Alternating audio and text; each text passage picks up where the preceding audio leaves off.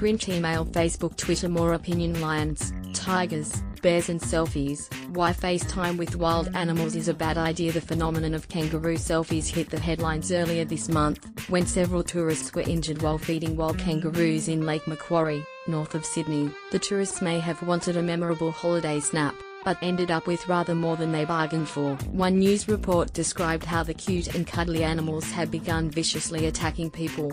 Is that really fair on the kangaroos?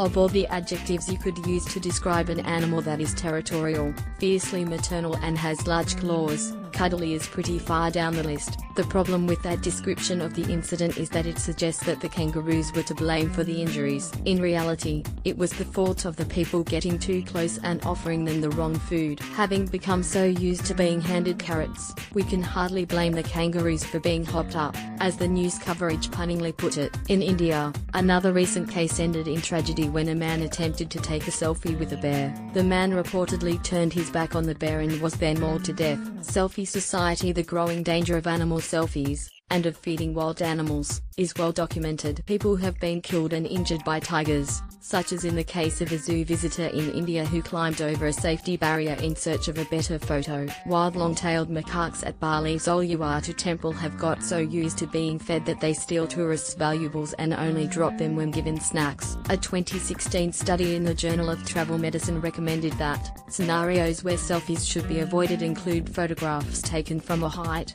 on a bridge, in the vicinity of vehicular traffic, during thunderstorms, at sporting events, and where wild animals are in the background. Interacting with wild animals isn't just dangerous for people, it can be bad news for the animals too. A 2017 study looked specifically at kangaroos who are exposed to wildlife tours. It concluded that both wild and captive kangaroos can be stressed by humans approaching them closely, and that the presence of tourists may drive them away from feeding, breeding or resting areas. It also noted that the potential knock-on effects for kangaroo population numbers are still unknown. A review in the journal Tourism Management, written after a 9-year-old boy was killed by dingoes on Queensland's Fraser Island in 2001, confirmed that routinely feeding wild animals can alter their behaviour patterns and population levels. There was no suggestion that the boy was engaging in risky behaviour, but rather that the dingoes had become dangerously habituated to human presence, as a result of previous feeding by tourists and easy access to campsite food. You might shake your head in disbelief at the idea of turning your back on a wild bear in search of the perfect selfie, but how many of you have taken a photo with an animal and posted it on social media? These photographs, even if they are of habituated animals in urban areas or in a zoo, can endanger wild animals and cause them undue stress, as discussed in a previous article.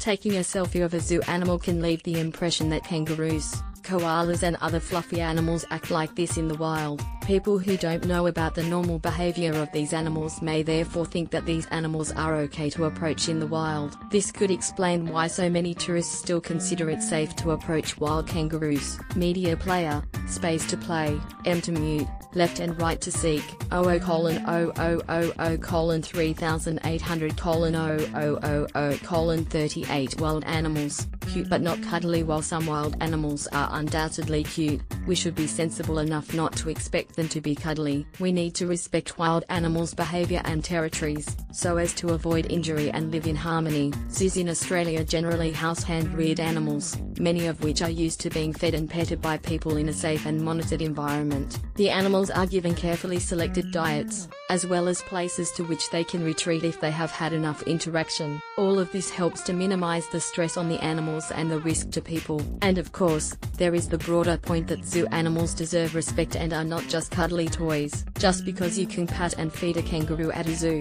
does not mean you can do it elsewhere. Zoos can play their part by promoting advice about safe behavior around wild animals elsewhere. So next time you're lucky enough to see kangaroos or another animal in the wild, by all means take a photo, if you can do it from a safe distance, and ask yourself whether you really need to be in it too. Catherine Dear Ada Lambert is an ecologist who teaches at the University of New England. This article was originally published by The Conversation. Print, email, Facebook, Twitter. More.